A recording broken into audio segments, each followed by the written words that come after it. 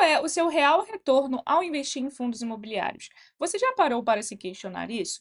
Muitas vezes, quando somos investidores iniciantes, nós temos uma atitude muito comum e, para exemplificar, eu vou entrar aqui no site da AUVP Analítica para a gente ver melhor.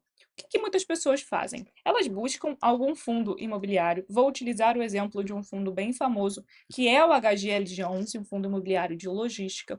Essa pessoa ela vai e olha para o dividend yield. Bom, o dividend yield hoje do HGLG está em 8,41% ao ano. Eu já expliquei algumas vezes aqui no canal que o dividend yield ele retrata o que já aconteceu, porque ele é uma divisão dos dividendos distribuídos dos últimos 12 meses sobre o preço da cota no mercado. Então você pega ali, o HGLG distribuiu, um exemplo, R$ 10 de dividendos por cota no último ano. E o preço de mercado dele hoje, se eu abrir a minha corretora agora e for comprar uma cota está custando R$ 100. Você vai ter R$ 10 de dividendos dos últimos 12 meses sobre R$ 100. Isso dá um dividend yield de 10%. Então, muitas pessoas utilizam esse indicador como um parâmetro. Bom, esse fundo imobiliário está rentabilizando pouco, não faz sentido para mim colocar o dinheiro ali, visto que agora em renda fixa eu tenho uma rentabilidade muito maior, mesmo que os dividendos dos fundos sejam isentos de imposto de renda. Mas eu já acho válido frisar aqui que os dividendos ele não é a única forma da gente ter retorno num fundo imobiliário, principalmente num fundo imobiliário de tijolo, que investe diretamente no imóvel físico. Com o passar do tempo, a gente tende a ter a valorização desse imóvel, que pode ser repassada na valorização da cota no mercado, ou até mesmo quando um gestor ele não quer mais aquele imóvel no seu portfólio e ele vende. Quando ele vende esse imóvel, ele obtém lucro nessa operação. E o lucro também é distribuído para nós cotistas em forma de dividendos. Então, a gente também recebe ali, no longo prazo, a valorização dos imóveis. E como que, então, a gente consegue melhorar o nosso retorno com os fundos imobiliários? Principalmente mediante essa queda, né? Porque, como a gente está vendo, a gente está tendo muito fundo imobiliário caindo, a cotação caindo cada vez mais, e as pessoas pensam, bom, não há como eu ganhar dinheiro com fundos imobiliários. Mas preste atenção num efeito que, para eu poder te explicar, você precisa ter entendido o conceito de dividend yield que a gente acabou de mencionar. O HGLG11, lá em maio, ele custava na faixa de R$ 166 uma cota. 3 de maio, uma cota era R$ 166,59.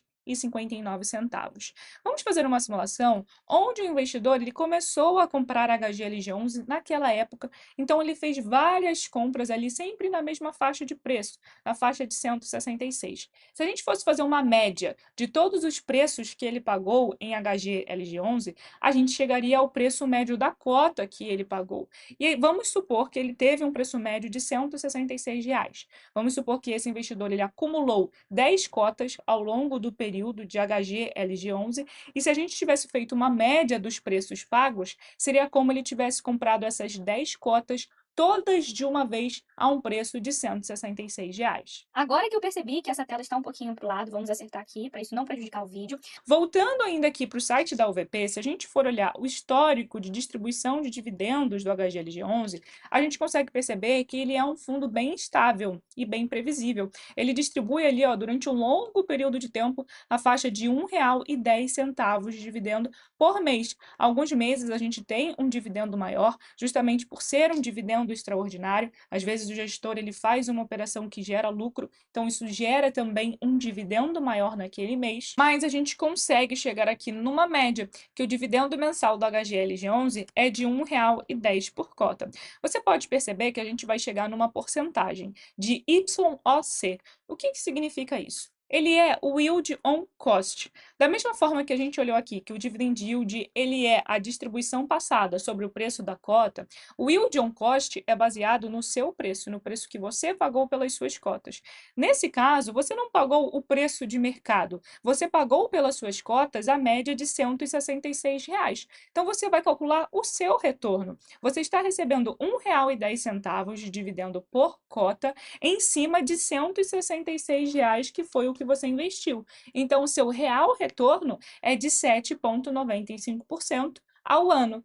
Até aí, beleza. Só que o HGLG11 hoje não está nessa faixa de R$ 166. Se a gente entrar aqui no Google e der uma olhadinha, a gente vai perceber que uma cota hoje do HGLG já está na casa de R$ 155, porque a gente está vendo esse efeito no mercado de fundos imobiliários. As cotas estão se desvalorizando e já saiu o vídeo aqui no canal explicando o porquê. Bom, vamos supor então que esse investidor chegou à seguinte conclusão. Vamos supor que ele tem o HGLG11 na carteira. Para ele, não faz sentido ele deixar de aportar, porque na concepção dele, o fundo continua bom, continua mantendo os seus dividendos, o fundo continua pagando os seus R$ 1,10 por cota, então ele não vê sentido ele parar de aportar. Ele continuou seguindo a sua estratégia e aportando todos os meses. Só que acabou que o preço médio da cota dele diminuiu, porque ele não está pagando mais R$ 166 pela cota. Ele passou a pagar 162, 160, 156, 155. Então, se a gente fosse fazer uma nova média do preço que ele pagou, essa média estaria mais baixa. Vamos supor que ele diminuiu drasticamente esse custo de aquisição que ele teve, e agora o preço médio da cota dele foi para R$ 156. O que conseguimos perceber? Que o retorno dele aumentou. Já não é mais 7,95%, mas sim 8,46%. Porque agora ele está recebendo ainda os seus R$ 1,10, mas em cima de um valor de R$ 156. Porque se ele fizesse a média de todos os preços que ele pagou, seria como se ele tivesse pago R$ 156 a cada cota. Então ele melhorou ainda mais o seu resultado. Por quê? Porque ele continuou seguindo a sua estratégia, principalmente nesses momentos de fortes quedas. E eu acho legal explicar isso porque eu recebo muitas dúvidas da seguinte maneira: Bruna, eu sei que as cotas estão se desvalorizando, mas o fato dos fundos estarem caindo de preço, isso afeta os meus dividendos? Bom, os dividendos, eles são a distribuição de lucro desse fundo imobiliário. O que vai de fato impactar a distribuição de lucro é se o fundo ele arrecadar cada vez menos, é se o fundo tiver uma receita cada vez menor. E para isso acontecer, ele precisa ter inadimplência, ele precisa ter vacância. Agora, se o fundo continuar rodando perfeitamente, como por exemplo o HGLG11, você pode perceber que mesmo as cotas se desvalorizando, ele continua distribuindo exatamente a mesma coisa, porque o fundo continua bom. Isso que é importante para nós investidores analisarmos. A gente precisa olhar, o fundo continua bom? Sim, então eu não preciso me preocupar. Isso é uma fase do mercado que, infelizmente, a gente não sabe quando vai passar. Enquanto as expectativas de inflação continuarem ali pressionadas, enquanto a expectativa da taxa de juros continuar ali em patamares mais elevados, isso vai pressionar os fundos imobiliários por um período maior de tempo. Por quê? A renda fixa vai ficar cada vez mais atrativa e os ativos de renda variável vão ser cada vez mais, né? Na verdade, eles vão estar cada vez mais descontados. Mas isso não significa que a gente não pode ter um bom resultado com eles. É lógico, a gente não vai ter um bom resultado no curto prazo, mas no longo prazo a tendência é que a gente melhore muito, principalmente devido a esse efeito. O efeito do yield on cost, porque você está comprando cada vez mais um fundo imobiliário que você considera bom a preços menores e isso vai melhorar ainda mais os seus resultados, principalmente em relação aos dividendos. E talvez você esteja se perguntando, tá, Bruna, como que eu vou saber então se o fundo ele está realmente bom ou não? Eu separei alguns tópicos aqui que você pode olhar e analisar para ver se te acende algum alerta. A vacância física desse fundo vem aumentando? Os seus imóveis eles estão ali gerando renda ou a gente tem inquilinos saindo e cada vez mais espaços vazios que não estão gerando renda para o fundo? Se o fundo ele diminui a sua receita, automaticamente isso vai diminuir os dividendos que ele distribui. Tem algum calote acontecendo? Tem algum inquilino que está inadimplente, que não está pagando as contas em dia? Se sim, isso compromete muito a receita do fundo, porque às vezes a gente tem um inquilino que até está ali inadimplente, mas isso afeta uma porcentagem bem pequena da receita do fundo, então não traz um impacto significativo. Agora, se esse impacto começa a ser relevante, a gente precisa ficar de olho e entender melhor o que está acontecendo. A alavancagem do fundo está aumentando? Eu, particularmente, não sou muito fã de fundos com alavancagem muito alta. Por quê? Quando um gestor ele quer adquirir um novo imóvel, vamos supor que ele quer comprar, ele viu aquele imóvel ali naquela região, o que ele faz para conseguir dinheiro? Ele pode pegar todos os fluxos de recebíveis que ele tem, dos aluguéis que ele tem a receber, ele empacota isso tudo e vende para uma securitizadora. Quando ele vende esse fluxo de recebíveis, ele vai receber o adiantamento desse dinheiro, mas agora ele tem uma obrigação.